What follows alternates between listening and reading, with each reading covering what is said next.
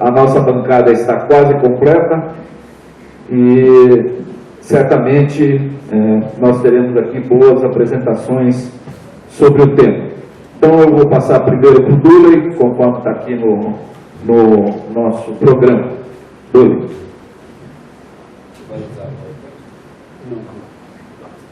Bom, primeiro eu queria agradecer ao Paulo, né, pelo convite, falar aqui. Bom, o que está aqui no folder, né, o objetivo é refletir sobre os próximos 10 anos, o desenvolvimento das nanotecnologias e suas relações com a sociedade, com o ambiente e tal, né, e qual é o papel desempenhado pela rede, né. Então, eu fiz as minhas reflexões, né? Tenha 20 minutos, talvez tenha um pouco mais para falar. Então, seria assim, né? O que a rede nanosoma... Bom, eu sou, talvez alguém me conheça, o Richard de Duley, Paulo falou, sou engenheiro agrônomo, hoje eu me recuso a falar aposentado, porque eu não fico no meu aposento, eu sou desocupado, folgado, mas não sou aposentado. E trabalhei 30 e tantos anos na Secretaria da Agricultura, no estado de São Paulo, né, no Instituto de Economia Agrícola, na área de Economia Agrícola. E a partir de 2004, né, aí... instigado aí pelo nosso guru Paulo Martins, eu comecei a pesquisar nanotecnologia e agricultura, né? E aí já levei um susto, né? Levei um susto pelo que já existia, né? E é uma questão que até hoje eu sempre que trato dessa questão de nanotecnologia, eu levanto a questão das datas dos documentos que você lê, né? Na época eu estava lendo eu chamava Baldwin the Future, né? E eu estava assustado com o inglês, né? Quase tudo inglês. O que estava falando? Isso em 2004. Aí quando eu fui ver a data, era de 1991, né? E o autor, eu não me lembro quem era, criticava o governo dos Estados Unidos porque o governo japonês em 83 já tinha um Instituto de Nanotecnologia, né? Bom, então, o que a rede nanosoma para mim? Nós somos uma egrégora, né? Ou seja, um grupo de pessoas que têm objetivos comuns em pensamento e ação, e que a soma dos esforços individuais de cada um dos elementos dessa egrégora é sempre menor do que a energia gerada pelo conjunto, pelo grupo de pessoas, né? Então é isso que a gente tem feito, apesar da distância que separa os membros da rede nanosoma, né? A gente acaba se vendo praticamente uma vez por ano, né? Uma convivência agradável, mas esse esforço coletivo, né, é o que foi feito nesses 10 anos passados, né? E aí é um esforço em parte individual e em parte coletivamente, né? Então, individualmente, eu estou aposentado aí, desocupado, moro em Peruíbe, numa praia, eu não parei, né? Apesar de não estar mais trabalhando, eu faço isso diariamente, né, na internet, praticamente na internet, né? O Paulo fala, nós somos, eu pelo menos me considero comentarista de nanotecnologia, porque entendo muito pouco, pretendo fazer esse curso aí da professora Maria Cecília para ver se entende um pouquinho mais, ou familiarizo um pouquinho mais a parte técnica, né? E faço parte aí que o Paulo falou, o plano B, né? Dos programas que o Paulo persegue aí com tenacidade há 10 anos, né? E aí, nessa brincadeira, eu pesquisei área de... Quando faltava um entrevistado, eu me preparava, e aí pesquisei a área de nanotecnologia, defesa, guerra, né? Que é uma coisa maluca, né? O MIT, lá tem um Instituto de Nanotecnologia para os Soldados Americanos, né? Aí tem um documento enorme, todas as parafernálias do novo soldado, né? A parte de esporte, né?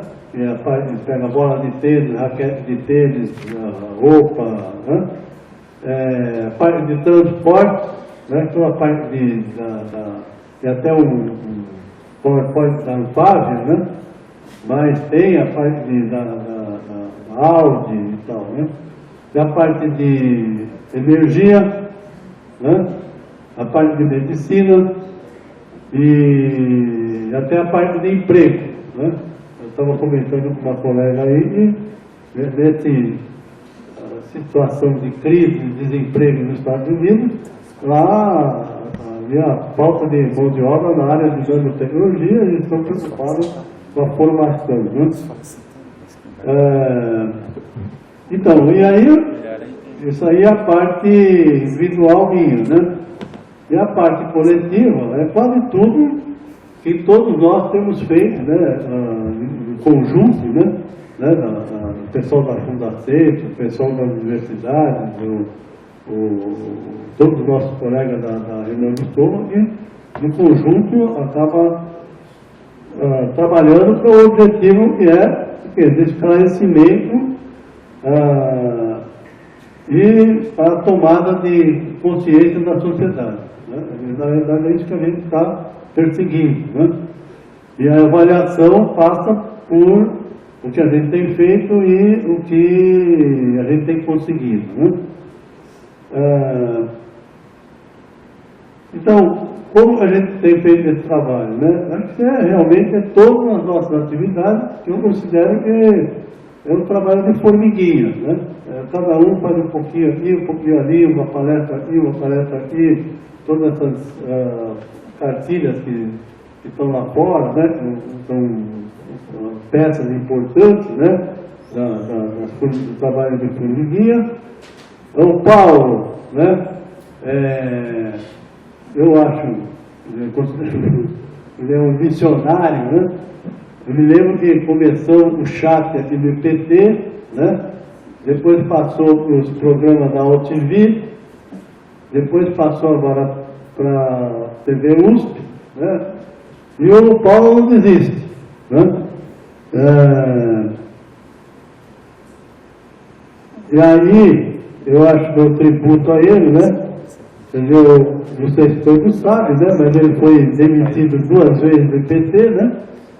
Por quê? Porque ele estava simplesmente querendo informar o público e discutir, debater esse assunto, e o IPT considerou que ele estava perturbando o ambiente e dificultando a obtenção de recursos por ter uma pessoa do IPT que queria apenas discutir, né? E a maior injustiça que eu acho é exatamente que, se você pegar todos os programas, todos os eventos que o Paulo fez, que nós fizemos, a maior parte tem a parte técnica, né?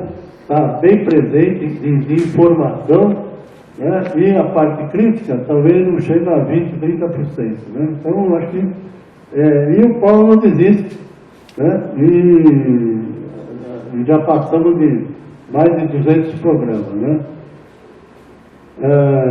Eu lembro também, eu estava comentando com uma colega aqui, que eu não sei se ele ficou certo ou errado, Paulo me corrija, mas acho que um dos primeiros eventos que tem que ter abertura, eu não sei se o superintendente do IPT estava disposto de abrir ou não, mas quando ele viu que estava o Eric Dexter, né, no programa, daí ele viu que a coisa era séria e se dispôs a fazer a abertura do evento, né?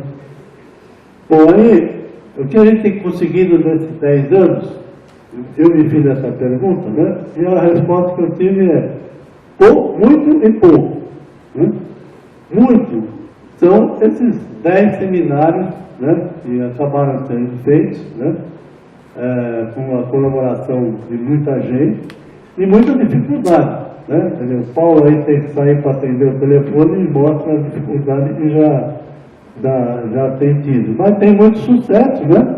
E foi trazer personalidades como o Dexter, como o Michael Rocco, como o Chris Fenix, como muitos outros personalidades internacionais da nanotecnologia, né? A gente conseguiu fazer o IEF, né? O Guia Eletrônico de Referência em Nanotecnologia, né? Está disponível na internet, né? E agora vai para o papel, né? Eu colaborei aí nessa parte, um pouco, com todo esse levantamento feito na internet. A gente, dessas várias cartilhas informativas, né, da Fundacent, que eu acho que é um destaque, né? O trabalho da Fundacent nesse trabalho da Renault-Soma deve ser bastante destacado, porque sempre foi muito forte, muito colaborador, né? Bom, os 200 programas, né, de informação e reflexão,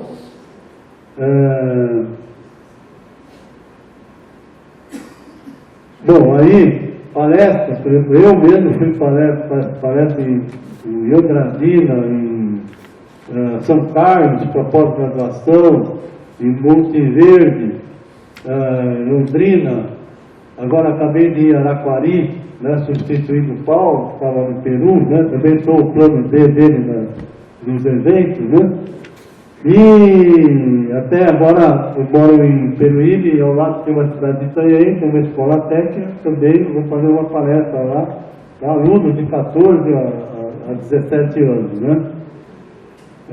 E esse de Araquari também era uma escola técnica, né. Bom, outro que eu tenho feito aí, a coisa do trabalho de formiguinha, é cutucado, eu chamo cutucado os pessoas, né? Por exemplo, tenho mandado, tenho amizade com Roberto Rodrigues, ex-ministro da Agricultura, né? E mando coisa para ele e ele fica assustado, né? Com os lugares da carruagem, mas ele está lá, ele é uma personalidade, né, do agronegócio, e o sistema de produção convencional que existe no país inteiro, né, que é adotado, que dá a dimensão do agronegócio no Brasil, é que eu falo para ele, né, ele está ameaçado, entre aspas, com a manufatura molecular de alimentos, que no meu modesto parecer, eu acho que vem antes do que o pessoal espera. E se ele vier, é o que o grupo PTC chama de um tsunami tecnológico, né? Bom, aí fico cutucando a Folha de São Paulo, os colunistas, a Suzana Singer, que é o Butler, né? Até sugeri que eles fizessem um seminário, que a Folha faz seminário, né, sobre vários assuntos, que fizessem um seminário sobre nanotecnologia, mostrando, eu mostro para ela onde que está a nanotecnologia, né, que eu considero que tem uns 20 anos de diferença entre o que está acontecendo na nanotecnologia no mundo e o que os meios de comunicação passam a consciência da sociedade, dos meios de comunicação, e o que continua, que existe, né? Isso aí continua, essa é uma coisa que eu acho, né? 10 anos passaram, e essa gap, né? Não tem a palavra exata em português aí, uma diferenciação de nível de informação entre o que já existe na nanotecnologia e o que os meios de comunicação passam, né? Uma outra coisa aí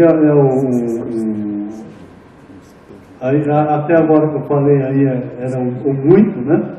Quer dizer, esses eventos todos que a gente conseguiu, e o pouco é essa questão que a gente não conseguiu diminuir essa diferença entre o que existe e o que os meios de comunicação colocam, né? A gente também não conseguiu ter os apoios financeiros suficientes para fazer esses eventos sem tanta dificuldade, né? Não tem recurso financeiro adequado. O Paulo falou agora que o CNPq entrou, até agora estranhamente o MDA é que financiava. Por quê? Porque era são mais uma relacionamento pessoal, né? O MDA tem colaborado, o DIES tem colaborado, o IEP e outros, né?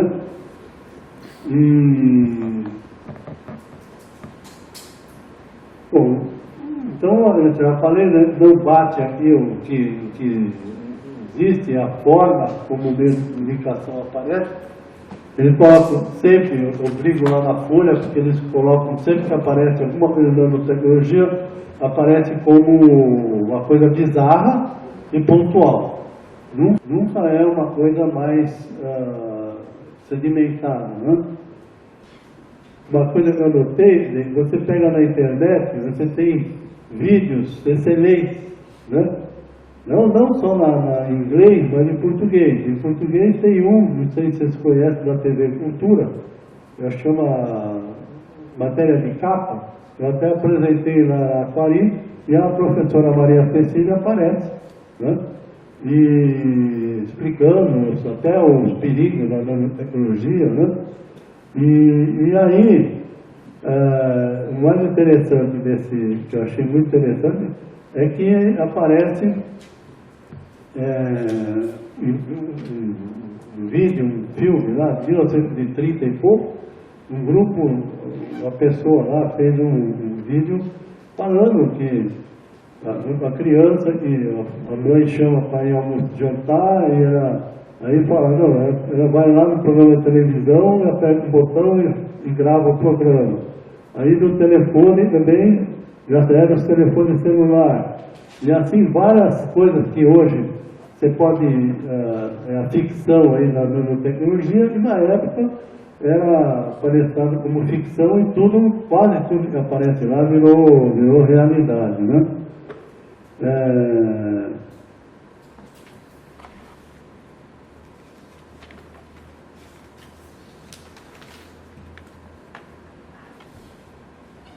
Bom, aí uma crítica aí que eu acho que é a questão dos meios de comunicação é que os meios de comunicação veem a nanotecnologia apenas da parte de como sendo uma continuação simples, né, das demais tecnologias que já existem por aí. E não vê que é a parte que a gente chama de incremental da nanotecnologia. Eles não colocam a parte revolucionária da nanotecnologia, é a manufatura molecular, né? Ou seja, ela vê a nanotecnologia apenas como prolongamento ou aperfeiçoamento das tecnologias anteriores, né? Só vê o incremental e não o revolucionário, né?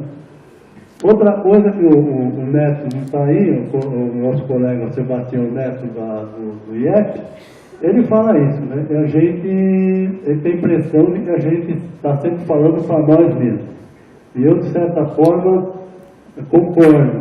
A autocrítica nossa é que a gente talvez não tenha conseguido, por todas as dificuldades que aparecem, né, de estar falando para um público maior, né? Acaba falando muito para nós mesmos, né?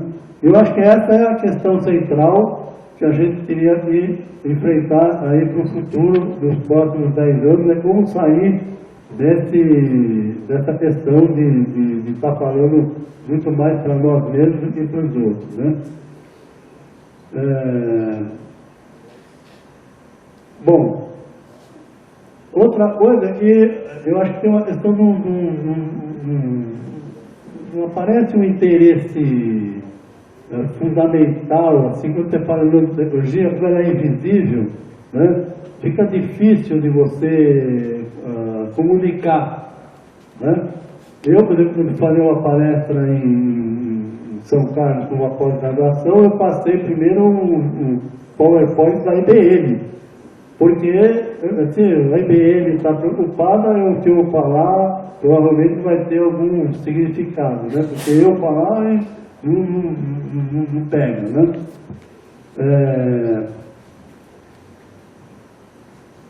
Bom, então, o que fazer, né, diante desse quadro, né? Então, eu acho que é fazer essa reflexão sobre as nossas comunicações, né? Como é que nós estamos nos comunicando, né?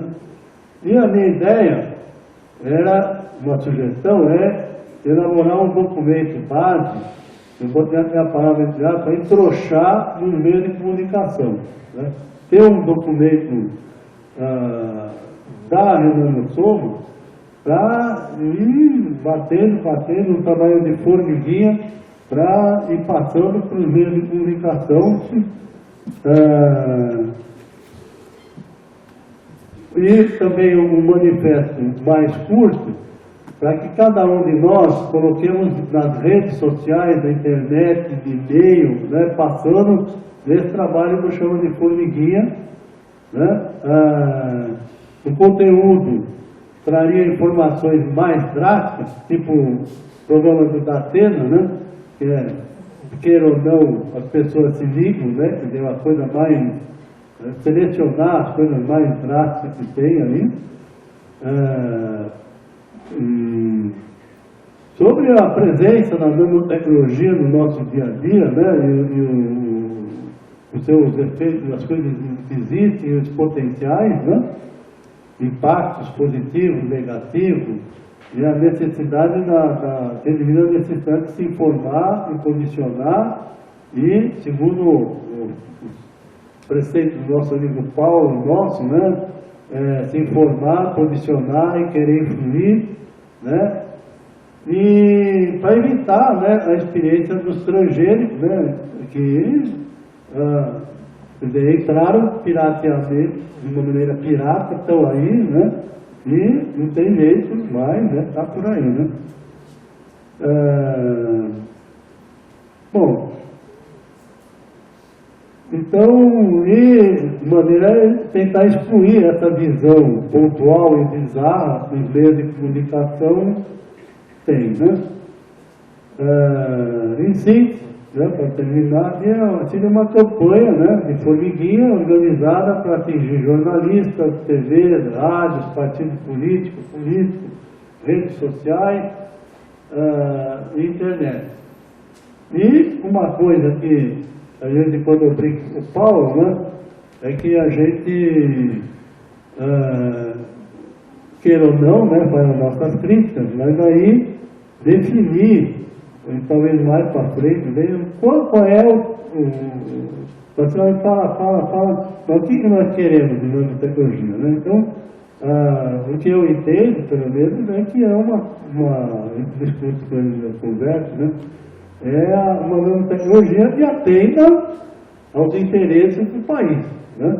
A gente fez, eu esqueci de falar, né, que no sucesso nosso, a gente fez, pelo menos com o Paulo, nós fizemos 3 livros, né?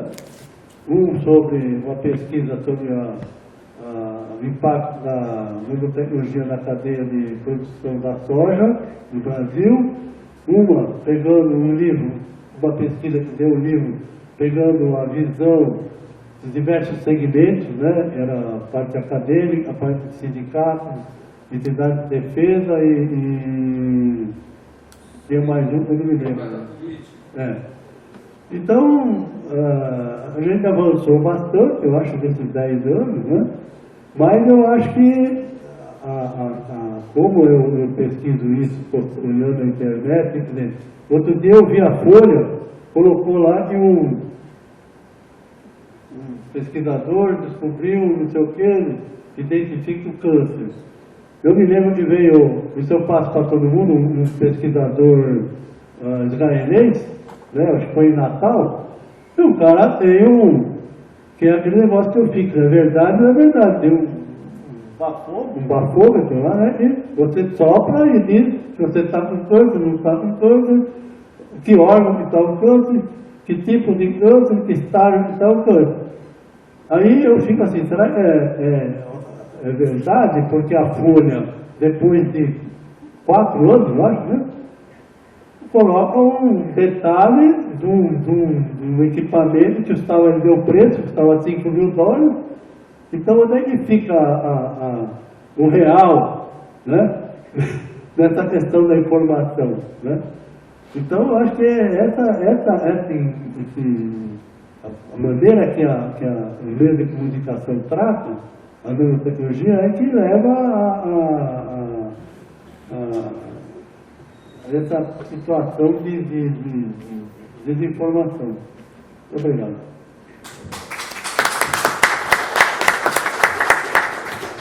Bem, eu pude falar com a professora Sônia, ela vai chegar logo mais à tarde, então nós vamos ter a oportunidade de falar, de ouvi-la amanhã.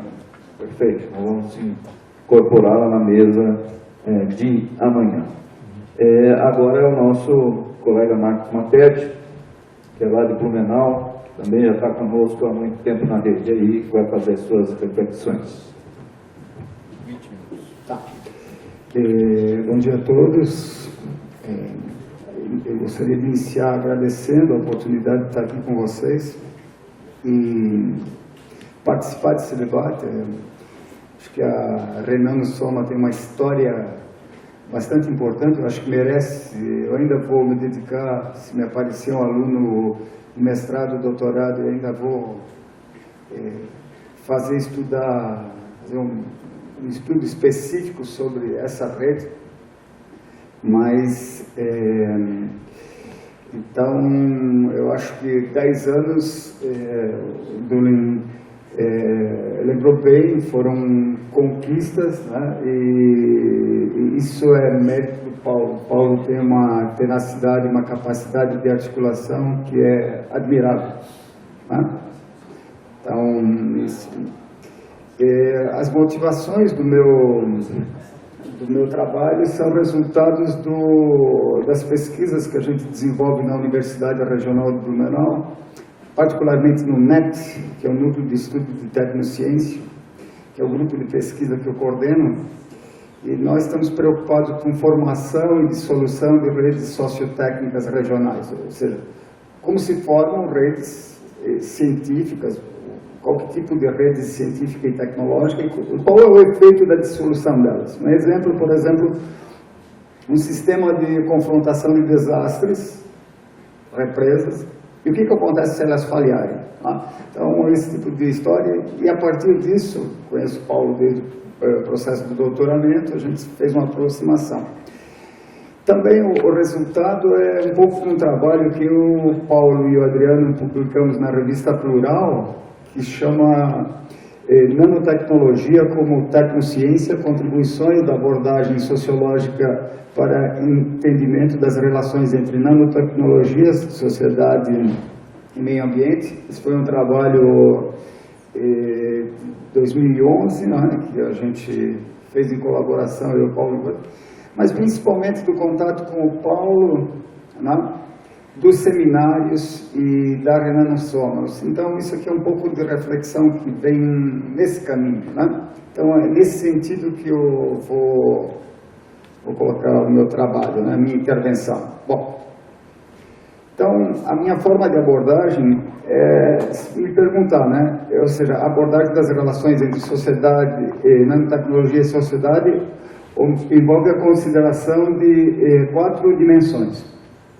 A primeira delas, a gente pode pensar que a sociedade determina nanotecnologia, ou seja, os otimistas têm frequentemente esse ponto de vista, né? Ou seja, a ideia de que a sociedade pode controlar a nanotecnologia e que isso vai levar. Uma segunda hipótese possível é que a nanotecnologia vai controlar a sociedade, né? Ou seja, que a tecnologia determina a sociedade, né? Uma terceira é que existe um processo de interação entre sociedade e tecnologia. E, por último, uma hipótese nula, que é possível, logicamente, que não há relação entre as duas. Tá? No Brasil, parte dos estudos sobre a nanotecnologia se ocupam com os impactos da tecnologia no contexto social. A maior parte da nossa preocupação aqui é os efeitos que a nanotecnologia pode provocar na sociedade e não como a própria sociedade configura a tecnologia, né? O argumento nesse sentido é basicamente assim: numa sociedade desigual que nem a brasileira, ou seja, um apartheid social que a gente vive, né? Ou seja, não uma sociedade escravocrata, mas de relações escravocratas, a nanotecnologia vai ter essa configuração também, ela é extremamente desigual. Tá? Enquanto nós fizemos eventos com 20, 30 mil reais, outra parte faz com milhares de reais. Né? Ou seja, para produzir nanotecnologia de ponta, na área de física, química, nas ciências sociais não vai ter dinheiro. Né? Ou seja, para você produzir riqueza e criação de um lado, vai ter perda do outro. Ou seja, como é característica do desenvolvimento socioeconômico brasileiro. Para produzir riqueza no centro da cidade, tu produz pobreza na periferia. Né? Ou seja, tem uma relação dialética. Né? Essa é uma característica da formação social e econômica brasileira, que vai estar presente também na formatação da ciência e da tecnologia brasileira. Né? Vai ter sempre um andar de cima e um andar de baixo, né? Uma espécie de... Aquela beríndia que nos configura, ela está presente. Né? Então, nesse sentido, por mais que a gente tenha avançado, os avanços ainda não conseguem dar conta desse tipo de coisa. Né? Então, como é que eu vou atacar? Como é que eu vou atacar esse problema? Em 4 partes. Primeiro, um breve histórico da nanotecnologia. Depois eu vou apresentar um pouquinho os modelos de análise da ciência e da tecnologia. E depois vou tentar analisar o caso brasileiro a partir do sistema circulatório da ciência e algumas contribuições para o debate. Essas ideias, elas estão mais, claro, desenvolvidas no artigo, mas é uma síntese, né? Então, basicamente, a história oficial da nanotecnologia vocês conhecem, né? Começa lá em 1931, com os primeiros experimentos.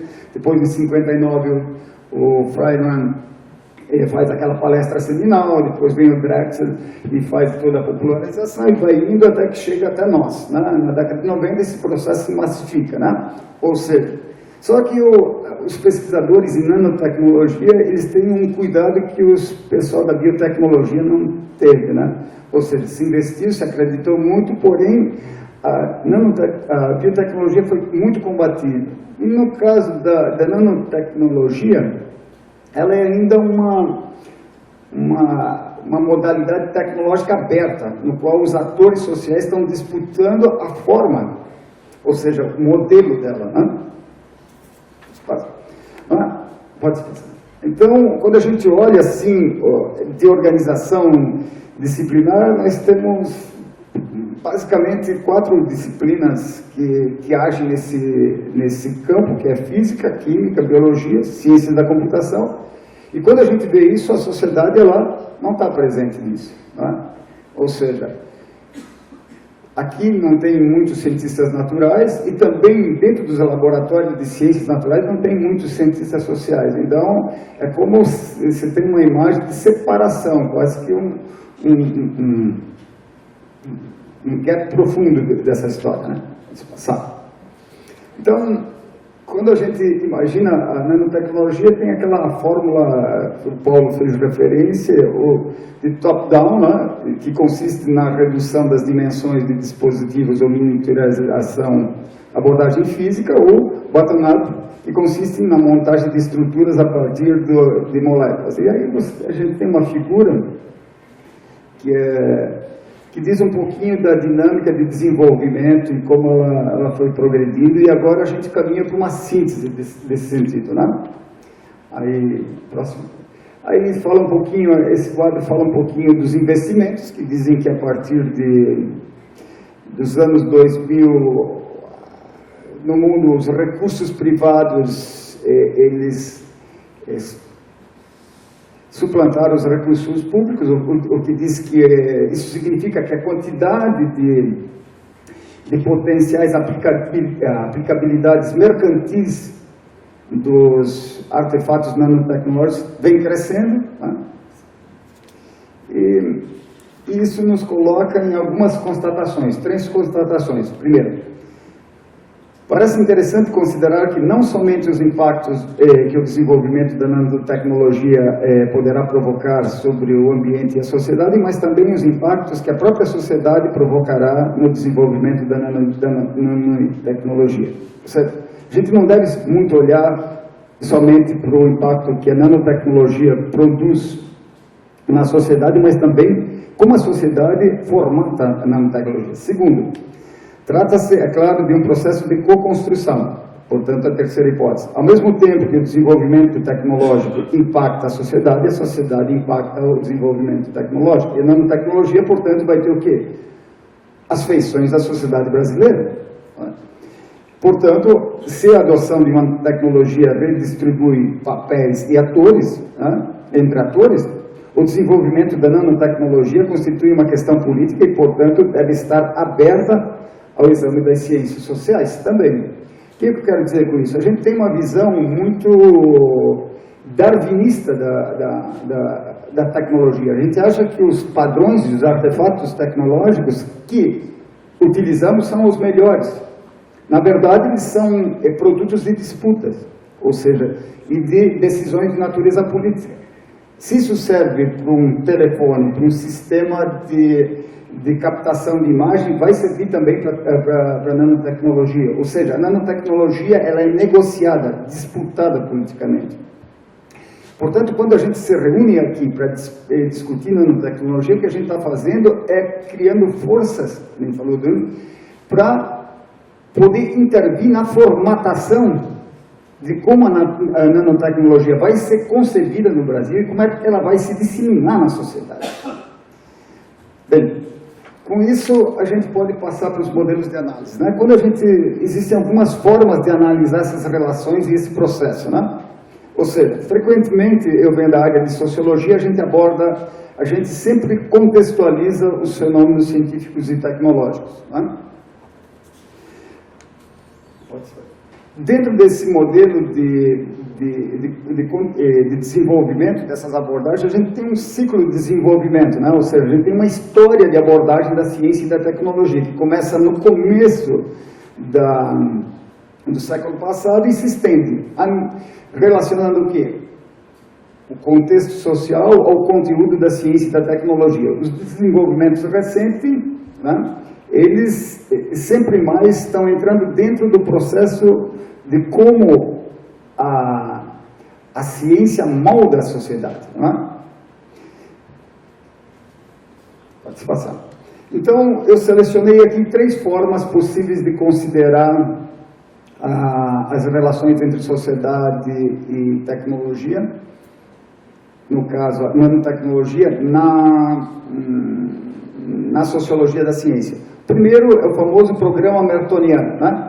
No qual é quase uma sociologia dos cientistas, né? Ou seja, a ideia de que a ciência tem que ser autônoma com relação à sociedade, né? A sociedade, os cientistas, eles formam uma comunidade e eles que têm que dizer o que é a ciência e a tecnologia, né? Ou seja, quanto mais autônoma a comunidade científica, mais melhora a ciência e a tecnologia produzida. Esse modelo ele começa a ser formulado na década de 30 e se estende até a década até o presente. Se vocês pensarem, o currículo Lattes, o sistema de avaliações que é implantado no Brasil, ainda se baseia no modelo mertoniano. Os formulários eletrônicos, o sistema de avaliação e rendimento da ciência e tecnologia brasileira está baseado nesse modelo. Na década de 60, se estabelece um novo modelo, que é o chamado a sociologia do conhecimento científico, no qual a ciência e os cientistas, são contextualizados, ou seja, o contexto social explica não somente a emergência e a disseminação da ciência e da tecnologia, mas também o próprio conteúdo da ciência e da tecnologia, né? Ou seja, os interesses predominantes na sociedade, os interesses cognitivos dos cientistas, os interesses políticos das sociedades penetram no conhecimento científico e moldam a ciência e a tecnologia. 2 programas baseiam-se nesse tipo, a Escola de Edimburgo, com Collins e Barnes, e o grupo de Collins, da Universidade do Ar.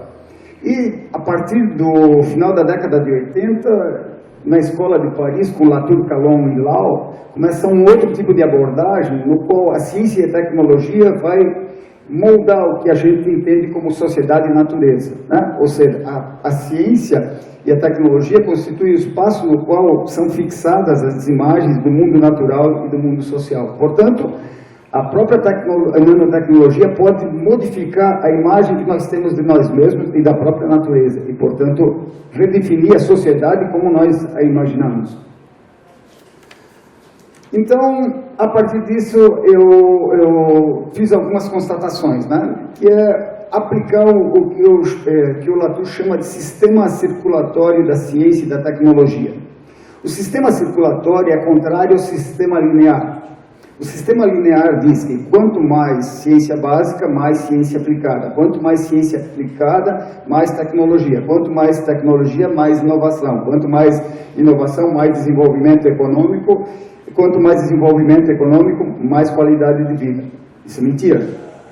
É como se vocês vissem esse caldeirão dos recursos públicos, né? Tu põe recursos públicos, aí tu tem ciência básica, ciência aplicada, tecnologia, inovação, e de repente o bem-estar emerge para a sociedade, cai para fora do caldeirão da ciência e da tecnologia. O desenvolvimento, o modelo circulatório, ele é diferente.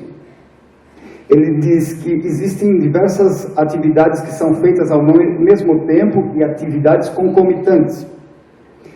Primeira coisa que se faz é mobilizar o mundo. Um cientista precisa o quê? Produzir dados. Mas não basta só produzir dados, né? Ele precisa fazer o quê?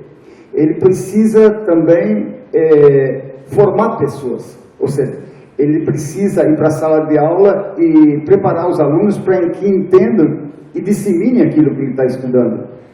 Terceiro, ele precisa também criar uma imagem pública, positiva, daquilo que ele está fazendo para a sociedade. E, por último, ele precisa de recursos públicos ou do mercado para desenvolvimento das atividades científicas que ele faz. Somente ali nós vamos ter aquele ponto, nós vamos ter os vínculos e uma teoria científica vai ter validade. No caso, né, pode passar. No caso, a gente tem esse tipo de descrição, né? Pode passar. No caso do modelo circulatório, ele nos diz 2 coisas. A primeira dela é não separar a ciência da tecnologia, ou seja, a ciência alimenta a tecnologia como a tecnologia alimenta a ciência, né? Ou seja, o momento da aquisição do conhecimento com o momento da aplicação. Essa concepção que separava ciência de tecnologia não nos permite entender a relação entre nanotecnologia e sociedade. Segundo, não separar a ciência do contexto social, ou seja, mais científico, mais humanos. Né? Então, pode passar. E isso nos leva a algumas contribuições para o debate. Com relação ao Brasil, como opera esse sistema circulatório? No que se refere à primeira dimensão, apesar do crescente avanço na criação de infraestrutura de pesquisa no Brasil, ainda se encontra numa situação periférica com relação aos centros de produtores de teoria e conhecimento. Isto se deve ao custo de entrada na pesquisa de nanotecnologia. A estratégia tem sido a integração subordinada. Eu busco aqui um conceito da teoria da dependência, né? Subordinada. A nossa entrada na comunidade científica internacional é subordinada, ou seja, a teoria da dependência, nesse sentido, ela nos auxilia, subordinada na divisão internacional da pesquisa. 2. Autonomização. No que se refere à segunda dimensão do sistema circulatório, devido ao caráter multidimensional e multidisciplinar da pesquisa em nanotecnologia, a formação de quadros que permitem a incorporação de nanotecnologia na estrutura de desenvolvimento existe ainda muito pouco incipiente, porque a formação ainda é realizada num padrão disciplinar. A estratégia de incorporação de disciplinas isoladas dentro de uma estrutura curricular existente. Ou seja, a gente não tem uma formação em nanotecnologia. Ou seja, a pessoa se forma em física, química, e aí ela desenvolve as alternativas. A imagem pública. No que se refere à imagem pública da nanotecnologia, existem dois tipos de discursos predominantes. O nano-otimista, que pode se dizer que é aderente, e o nano-pessimista, que procura chamar a atenção para os riscos associados à disseminação da nanotecnologia no Brasil. A estratégia tem sido excluir a sociedade do processo de tomada de decisão. Por causa disso que quando eu vejo a crise, no caso espanhol, não é necessariamente ruim, ou somente ruim. E, aliás, no que se refere ao processo de interessamento e à mobilização de recursos, o ator predominante para o qual se dirigem os conceptores e os críticos da construção da nanotecnologia no Brasil é o Estado. Não se criou ainda um fluxo contínuo de intermediários que possam ligar os pesquisadores e mercados no Brasil. Vínculos de nós. Isso nos leva a uma determinada constatação. As relações entre o contexto social brasileiro e a nanotecnologia não estão ainda completamente configuradas. Suas potencialidades e ameaças constituem algo que vem sendo problematizado e tem gerado muita controvérsia. Por um lado, a nanotecnologia ainda não conseguiu tornar-se um ponto de passagem irreversível devido à incapacidade dos pesquisadores de mobilizar os interesses do setor produtivo nacional. Isto não impede, contudo, que artefatos nanotecnológicos concebidos internacionalmente passem a moldar os padrões de interação sociedade e natureza no Brasil. Por outro, a controvérsia aberta na representação pública existente da nanotecnologia permite que se faça entrar na agenda de desenvolvimento da nanotecnologia no Brasil um conjunto de precauções que podem fortalecer a capacidade da sociedade brasileira de definir o padrão de desenvolvimento desta tecnologia. Se a nanotecnologia vai aprofundar o padrão desigual e excludente que caracteriza o desenvolvimento socioeconômico brasileiro ou constitui um potencial de redefinição, é algo que ainda não está plenamente definido. Enquanto uma tecnociência, a nanotecnologia constitui a sociedade feita para durar. Que sociedade é essa? Eu gostaria de terminar essa minha apresentação com a leitura de uma pequena passagem de um livro, esse livro se chama A Vingança da Tecnologia, de Edward Teller, que diz o seguinte: a tecnologia exige mais e não menos trabalho para que o mundo funcione. Além disso, introduz problemas mais sutis e insidiosos no lugar dos problemas agudos. Nem por isso os problemas agudos são eliminados. Na verdade, a menos que nos mantenhamos extremamente atentos e cautelosos, eles voltarão com força renovada. Estamos em uma esteira rolante da qual não podemos sair. É impossível voltar para o passado mais simples. Quanto mais não seja porque o passado, embora às vezes mais digno, era muito mais desagradável do que normalmente imaginamos. Eu agradeço a atenção de vocês e me coloco à disposição dos comentários de vocês. Muito obrigado.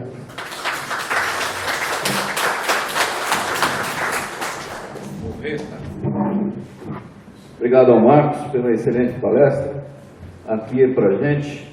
E agora nós vamos ouvir o nosso colega Wilson Engelmans, mas nós vamos fazer pergunta depois para todos eles, vão estar aqui na mesa. Mas eu gostaria de pedir a vocês receberam um questionário de avaliação.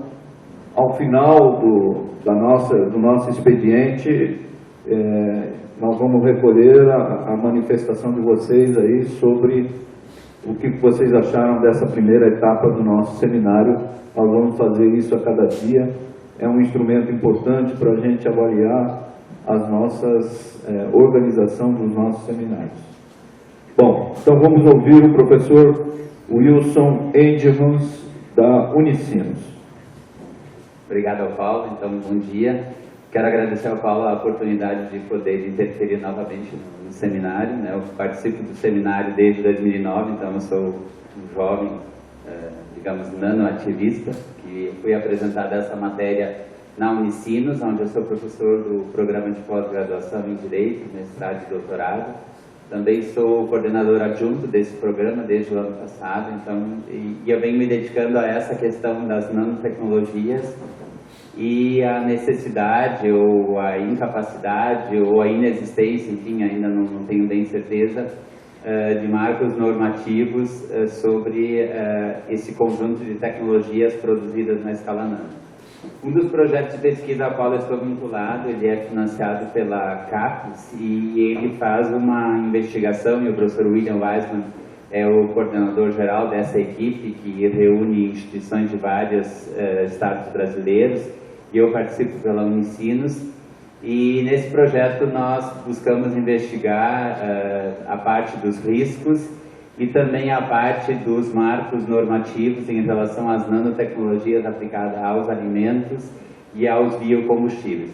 Outros colegas que estão aqui também participam desse grupo.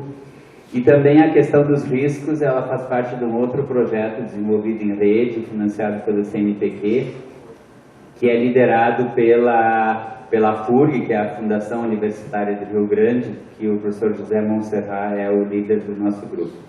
Bom, pensando em como eu poderia desenvolver essa atividade de hoje, uma das minhas orientandas achou essa charge, né, e acho que ela mostra bem o que é a nanotecnologia. Veja ali, descobri milhares de nanobactérias em Plutão. E aí o outro sabiamente conclui, então está explicado porque ele é o planeta anão, afinal. Então, na verdade, quando nós falamos de nanotecnologia, tem ali nessa charge uma série de questões que a gente poderia escrever um texto, poderíamos conversar depois sobre isso.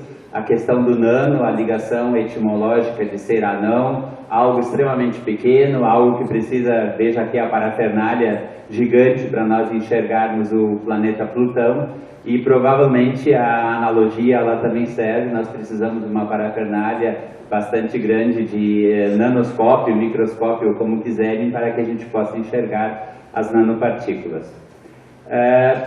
A minha primeira parte ela é desenvolvida a partir desse texto publicado no ano passado em Nova York, The Nanotechnology Challenge, Creating Legal Institutions for Uncertain Risks. E um dos textos que me chama muita atenção, a autora ela traz o debate acerca de 5 mitos sobre a nanotecnologia e como a ciência e a engenharia estão perspectivando essa questão e, de certo modo, como isso perpassa o debate público. Então, o primeiro mito que o texto apresenta, e depois, gradativamente, eu fui desconstruindo a partir daquilo que a própria autora dizia e a partir daquilo que também essa caminhada tem mostrado. O primeiro mito é essa ideia assim, de quantidades muito pequenas de nanomateriais seriam inofensivos. E utilizando então como parâmetro para o controle dessa questão, o volume e o limite de peso para a regulação. Então, considerando esse documento americano, o DSCA e outros textos que ela cita, o uso de nanomateriais então estaria tipicamente em conformidade com as normativas vigentes. Quer dizer, é um primeiro mito que ela coloca para a observância dessa questão. Em contrapartida, esse gráfico aqui, que eu busquei gentilmente, o William não está aqui, mas enfim, eu já peço então de público aqui a autorização, e ele mostra justamente o contrário, que quanto menor for a área superficial, maior será a quantidade de átomos e moléculas que nós teremos naquela superfície.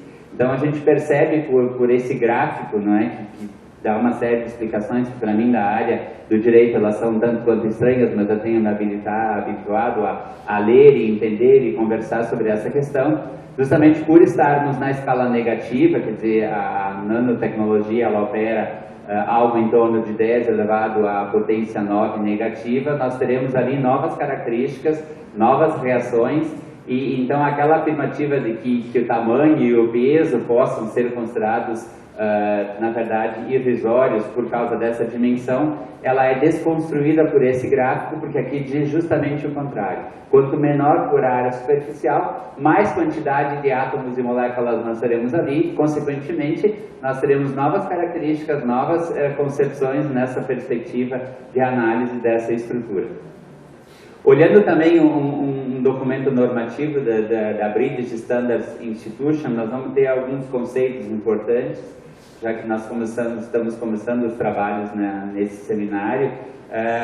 O PAS 71 de 2011, que foi revisado, ele diz que o nanoobjeto é um material que tem uma, duas ou três dimensões externas em nanoescala.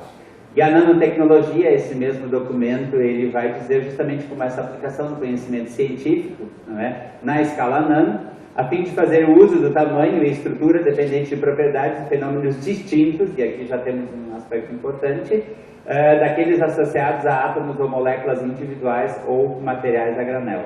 E uma terceira questão é justamente a nanoescala, que para esse documento também seria essa escala que varia de 1 a 100 nanômetros, não exclusivamente, mas, enfim, para nós termos uma ideia, e há hoje uma discussão nas áreas exatas propriamente ditas, se efetivamente essa dimensão de 1 a 100 nanômetros ela é exata ou não. Então há uma discussão que na verdade deveria ultrapassar esse limite, mesmo assim nós ainda estaríamos nessa perspectiva. Um segundo mito que a autora aborda e que muitas vezes se ouve, que os nanomateriais, eles na verdade não são novos materiais, mas eles são apenas versões menores dos materiais já largamente utilizados e considerados seguros. Bem, se nós formos olhar, e aí a própria autora ela fala sobre essa questão da diferença física, da passagem então dessa mecânica newtoniana para a mecânica quântica, em que parece que muitos cientistas desconhecem esse pequeno detalhe, que eu colocaria entre parênteses, que significa esse trabalho de você mudar simplesmente um paradigma, que é possível nós visualizarmos aqui nessa tela, em que é bem interessante essa figura que eu extraio de um texto de um coreano, que apresentou isso no CAIS, o Korean Advanced Institute of Science and Technology, situado em Seul, que eu tive a oportunidade de conhecer no ano passado, em que a gente pode perceber claramente que a visão newtoniana era uma visão macroscópica, e ela é uma visão típica do século XX, não que tenha terminado exatamente no final do século XX, mas em termos temporais para nós podermos marcar, e era tipicamente uma característica da era industrial, em que espaço, matéria e tempo estavam separados e não havia uma necessária interconexão entre eles. E nós estamos vivendo hoje uma era subatômica em que, efetivamente, pela visão relativística e a visão da mecânica quântica, nós estamos tendo uma sobreposição de matéria, de espaço e de tempo, provocado e provavelmente potencializado em seus efeitos, especialmente por meio da globalização, em que a questão da rede, do networking, considera-se como algo extremamente interessante. Nesse segundo quadro que o coreano mostra, fica mais interessante essa diferença de manifestação desses dois períodos e as diferenças que nós encontramos nos mais variados níveis, seja em ciência, em tecnologia, na própria sociedade, que o Matheus falava agora. Veja que a perspectiva do século XX era a perspectiva de uma sociedade industrial. E a perspectiva do século XXI, que nós estamos agora, na verdade, iniciando o nosso ingresso, é a perspectiva de uma sociedade da informação. E uma outra questão importante que tem causado bastante preocupação nas nossas interlocuções, especialmente com a Arline, com os colegas da Fundacentro, é essa perspectiva dos trabalhadores, porque não exclusivamente, mas em grande escala, o século XX se caracterizou por trabalhadores manuais e o século XXI se caracteriza por trabalhadores do conhecimento, onde o conhecimento ele passa a ser um ativo imobilizado importante das organizações. E uma outra questão também bastante significativa é essa ideia da escolha, No século XX, preponderava muitas vezes a opção única, e no direito se fala muito na única resposta correta que o direito deve ou deveria ter dado para os problemas, e gradativamente o direito, e aí não é só o direito, mas as áreas de conhecimento, elas vêm acordando nesse início do século XXI para múltiplas opções. Isso para o direito, na área da onde eu falo, é muito importante porque isso implica em quebra de uma série de paradigmas, especialmente o paradigma positivista, que tinha a ilusão, me parece, porque talvez nunca foi possível, mas tinha a ilusão de você ter uma resposta para cada caso. O que gradativamente, nas pesquisas que eu venho desenvolvendo, e eu tenho um grupo bastante grande de orientandos, uma das minhas orientandas aqui, que é a Andrea Aldrovandi, que está expondo um pôster, e tem um grupo de orientandos tanto no mestrado quanto no doutorado em Direito, na especialização em alguns cursos da Unicinos, também na área do Direito, e também na graduação em Direito, e se percebe claramente a necessidade de nós construirmos novas opções de respostas jurídicas para os problemas, para os direitos, para os novos direitos, os novos desafios que são lançados pela nanotecnologia. Então, parece que esse quadro ele fica absolutamente novo. E a própria autora diz que os nanomateriais eles são novos produtos químicos, e aí ela vai listando algumas características, quer dizer, a própria combinação dos átomos, o local, a superfície aonde nós vamos identificar isso, os padrões de ligação dos átomos constituintes diferem fundamentalmente dos materiais a granel, né? Então, por isso que eles são novos, quer dizer, em função da sua estrutura, em decorrência da função atômica e molecular, e não simplesmente porque é algo recém-construído ou recém-descoberto pela ciência. Um terceiro mito que ela aponta, que existe ainda muito em relação aos nanomateriais, é justamente essa questão que eles são derivados de materiais comuns, que são utilizados em quantidades bem abaixo dos limites nocivos, né? E, em geral, eles são incorporados em produtos para aplicação em seres humanos, e os próprios riscos ambientais e ecológicos, por isso, seriam desprezíveis. Então, esse seria um terceiro mito que, enfim, me parece que a gente tem que desconstruir. Eu tive a oportunidade de ter acesso a uma revista francesa, onde tem um dossiê sobre nanomedicina, publicado agora no primeiro semestre, e um pesquisador francês, o Eric Gaffet, ele é pioneiro no estudo da toxicologia das nanopartículas engenheiradas. Ele fica decepcionado e ele escreve dessa questão: a dificuldade de se estudar essas partículas, então essa questão de que eles na verdade são novos e já são conhecidos, pois suas propriedades singulares variam em função do modo de sua utilização e das etapas do seu ciclo de vida. Então, parece que aí nós temos uma questão importante, que é a definição do ciclo de vida, desde o material a granel, desde o material em grande quantidade, quando ele entra no processo produtivo, até o descarte, a reciclagem das embalagens e das sobras industriais. E ele coloca aqui a prudência, não é? E aí vem aquilo que foi colocado pelo Manolo no início, a necessidade da inovação, mas vinculada àquilo que nós temos que aprender com os clássicos. E em alguns momentos da minha produção acadêmica, eu tenho trabalhado a questão da prudência aristotélica, o frônimos aristotélico, ou a frônesis, não é?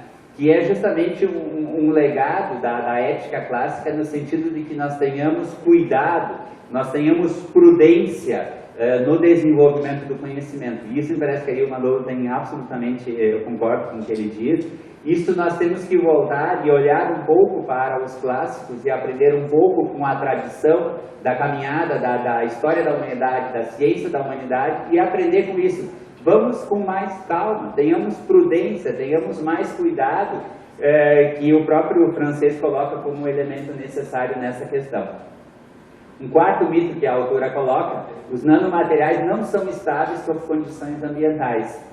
No caso improvável, ela coloca, que muitas vezes se acredita, e eu acho que esse é um mito bem presente nas nossas indústrias, de grande liberação no meio ambiente, os nanomateriais irão agregar-se ou incorporar-se em partículas maiores, tornando-os inofensivos. Isso, aliado ao fato de que os nanomateriais são usados em quantidades tão pequenas, faz com que os seus potenciais impactos ambientais de longo prazo sejam desprezíveis. Ora, isso aqui, enfim, depois ao longo do tempo a gente pode discutir isso. Por quê? E aqui tem uma figura que eu considero bem importante, e ela mostra justamente os principais fenômenos de modificação que as nanopartículas vão sofrendo na medida em que elas entram em contato com o meio ambiente. Então, as próprias nanopartículas, elas vão se agregando, elas vão mudando de forma, e elas vão assumindo novos aspectos, com novas características, com novos efeitos negativos, justamente a partir do momento em que entram em contato com o meio ambiente. E uma outra questão, essa figura aqui eu recebi na semana passada, num momento difícil que eu passei, e ela representa um ecossistema completo. Imagine se nós largarmos aquela estrelinha ali, eu acho que ela mexe também, deixa eu ver aqui. Então vamos tentar trocá-la de lugar. Tá? Será que pelo simples fato de nós trocarmos de lugar alguma coisa nesse ecossistema, ou de nós introduzirmos nesse ecossistema alguma coisa nova, esse ecossistema permanece o mesmo? Então essa é uma questão que depois a gente pode discutir, né, para ver. O quinto e último mito é justamente em relação aos custos, não é? Que esses testes para a saúde e segurança dos nanomateriais seriam extremamente caros e requerem longos tempos e em muitos casos nem sequer são viáveis. Me parece que aí também tem um detalhe, quer dizer, os custos ultrapassam em larga escala os riscos dos nanomateriais para a saúde humana e ecológica e que reprime a inovação e diminuindo os benefícios sociais e econômicos importantes dessa tecnologia emergente. O que o autor escreveu aqui parece cópia, sem identificação do autor, dos vários fundamentos que foram lançados pela Câmara dos Deputados para arquivar o projeto de autoria do senador Viana. Ou seja, nós não deveremos colocar informações sobre nanotecnologia no rótulo porque isso vai afastar o consumidor, isso vai reduzir o investimento financeiro em novos produtos e isso poderia alarmar o consumidor e, de um certo modo, isso causaria uma instabilidade social. Então, veja que, na verdade, o discurso dos parlamentares está associado ao mito. Então, essa é uma questão importante que a gente tem que colocar. Então, me parece que, e essa é uma constatação de olhar, de acompanhar os eventos, a nanotecnologia ela é tão dinâmica e adaptável que a determinação da gama dos efeitos colaterais, sejam eles positivos ou negativos, ele, pelo contrário, pareceria que daria uma visibilidade maior e um potencial de inovação muito maior, e especialmente essa questão final ali, que ela é importante para o direito, provavelmente, isso eu não sei ainda, né, porque nós não temos certeza, mas se uma organização ela investe na segurança, se ela investe em testes contínuos e a longo prazo dos efeitos negativos ou positivos, enfim, que aquele produto poderá causar, seja ao consumidor, seja ao meio ambiente, seja ao trabalhador, seja ao grupo de pessoas envolvidas na sociedade, isto provavelmente, isso ainda é uma especulação de um jurista que está em busca de algumas soluções, isso provavelmente poderia vir a minorar o efeito de uma provável responsabilidade civil futura daquele inovador. Então, parece que é justamente o contrário, quer dizer, é preciso investir nos testes, é preciso investir na investigação justamente para que a gente possa ter certeza. E o ponto interessante aqui, para tentar trazer esses mitos para uma realidade mais concreta, a Scientific American Brasil, de junho deste ano, quer dizer, faz pouco tempo, ela publicou um artigo interessante que me chamou a atenção e tinha um título também um tanto quanto provocativo que dizia assim, ó, mordiscadas, rosquinhas polvilhadas com nanopó, serão prejudiciais à saúde? E aí no texto dizia assim, empresas alimentícias têm se interessado em utilizar nanotecnologia para intensificar sabores e tornar os produtos mais cremosos sem a adição de gordura. Até aí, ok. Mas, no entanto, tem uma questão interessante nessa reportagem, não é? E a gente percebe o seguinte, no contexto, nanopartículas de dióxido de titânio, segundo a reportagem, de menos de 10 nanômetros de diâmetro, foram encontrados na cobertura do açúcar confeiteiro dessas rosquinhas Duncan, enfim, Ossis Brands, né?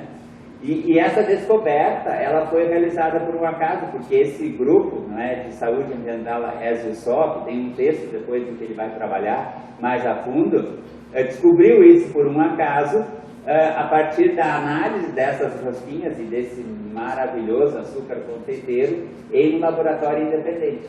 A grande dúvida é, e a própria empresa não soube responder, se esse nanopó, esse dióxido de titânio, ele foi colocado ali por vontade, que eles queriam realmente fazer um experimento com nós, humanos consumidores, né? Ou se aquilo foi uma consequência acidental do próprio fato da máquina mexer e ela poderia ter provocado aquelas nanopartículas. Então vejam bem, senhores e senhoras, quais são as bolachas que a gente está comprando? Né? O que nós estamos levando para casa para consumirmos? Se nem a empresa sabia, ou que sabia não ia dizer, que lá tinha aquele pozinho interessante. Então isso parece que é interessante demais.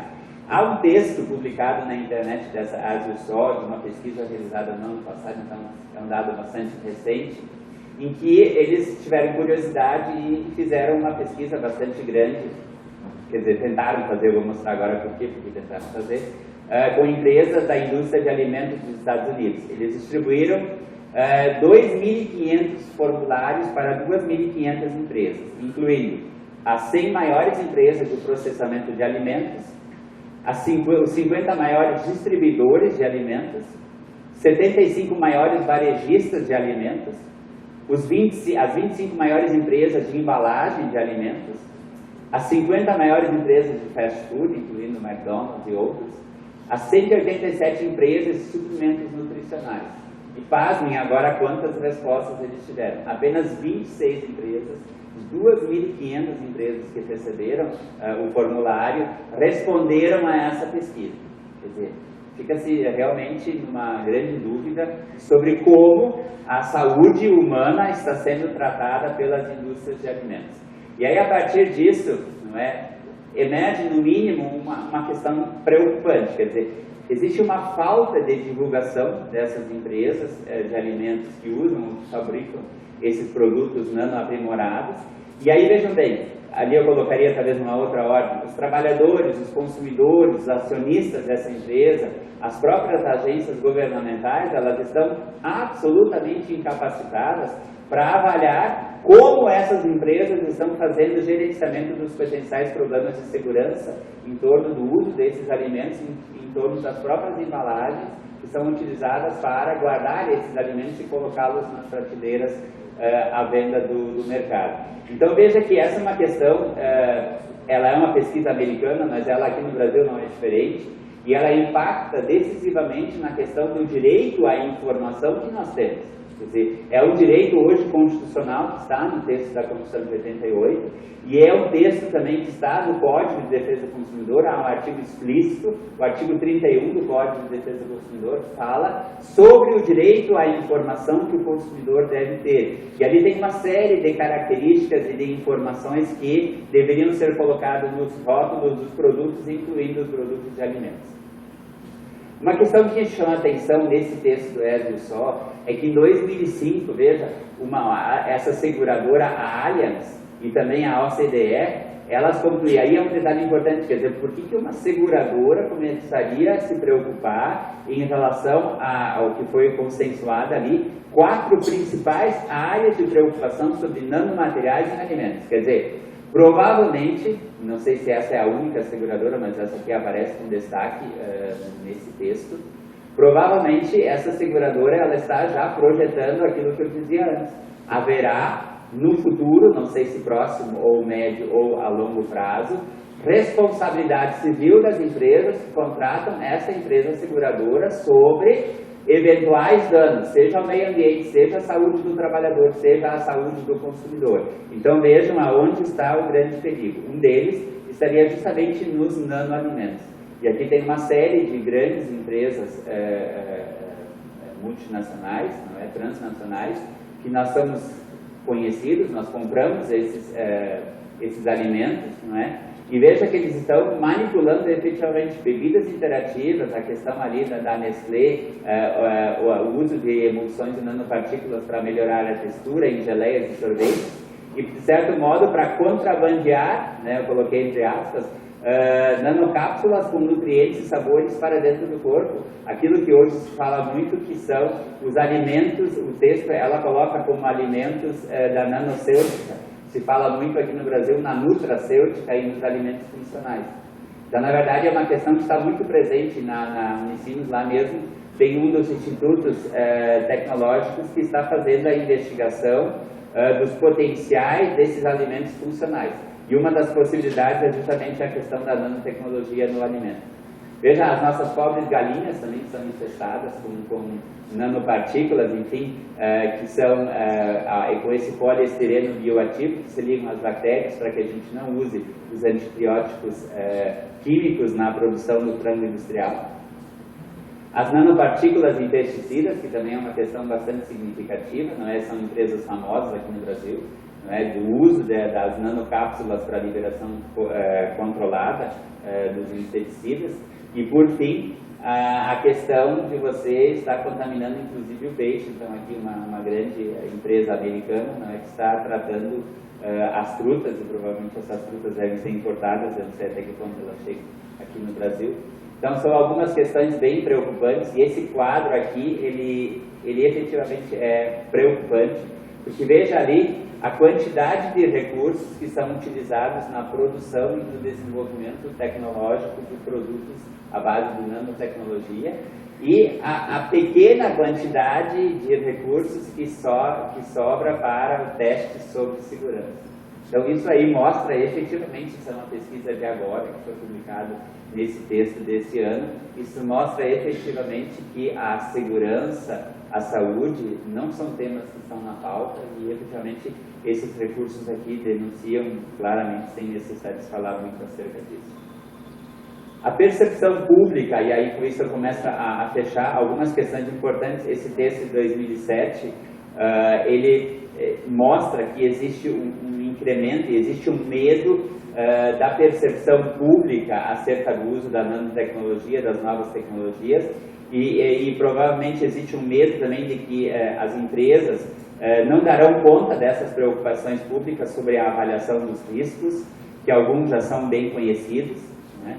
E uma outra questão mais atual, um texto de 2011, a intenção, porque ainda nos alimentos, pelo menos explicitamente, a questão da nanotecnologia ainda ela está um pouco escondida, então há um certo temor, e o temor é justamente que a opinião pública, e parece que ela fatalmente fará essa ligação da nanotecnologia e da desconfiança sobre os efeitos positivos, porque nós ainda estamos muito marcados em relação aos OGMs, né, os alimentos geneticamente modificados, que ainda trazem uma pecha muito negativa e praticamente hoje nós não encontramos em diversos segmentos de produtos que não tenham sido geneticamente modificados, especialmente os nossos coitados cãozinhos, né? Você não encontra produtos que nós vamos alimentar eles que não tenham aquele T na embalagem. Uma questão do ano passado, um texto publicado no ano passado, é bem interessante e mostra, um estudo suíço-alemão, mostra que a percepção do consumidor ela tem aumentado. Veja que 67% dos entrevistados teriam riscos para a saúde a partir da nanotecnologia. E essa mesma pesquisa realizada em 2008 apontava apenas 55% dos entrevistados com risco em relação à saúde. Então a gente percebe que o público consumidor, embora não haja nenhuma iniciativa para a informação, as informações estão chegando, e acho que o Richard Lully ele contribui muito, e são essas iniciativas de formiguinha, como ele dizia, que tem, na verdade, minado, entre aspas, a opinião pública e tem, de certo modo, levado essas informações à opinião em geral, né? E aí, finalmente, de novo, um cenário regulatório. Há cerca de um mês, o Paulo esteve, a Arline também e outros colegas em Curitiba, na Universidade Federal do Paraná, num evento organizado pelo Relans, pela rede dos Relans, e lá eu dizia que a questão regulatória para o Brasil, ela parte, e não significa uma importação acrítica, mas ela parte pela análise de dois grandes modelos. O modelo europeu, que é muito mais restrito, e aqui esse texto mostra bem isso, quer dizer, a preocupação da Food Safety Authority da Comissão Europeia com essa questão da utilização de nanotecnologia nos alimentos e características específicas, então, e uma regulamentação específica, então, na verdade, ela ganha uma certa importância, porque em julho de 2011 ela reviu duas diretivas da União Europeia e colocou algumas questões importantes acerca do rótulo, não é? Que deve ter informações sobre a utilização de nanomateriais nos alimentos. Então, essa é uma questão importante, é uma questão que parece bastante significativa.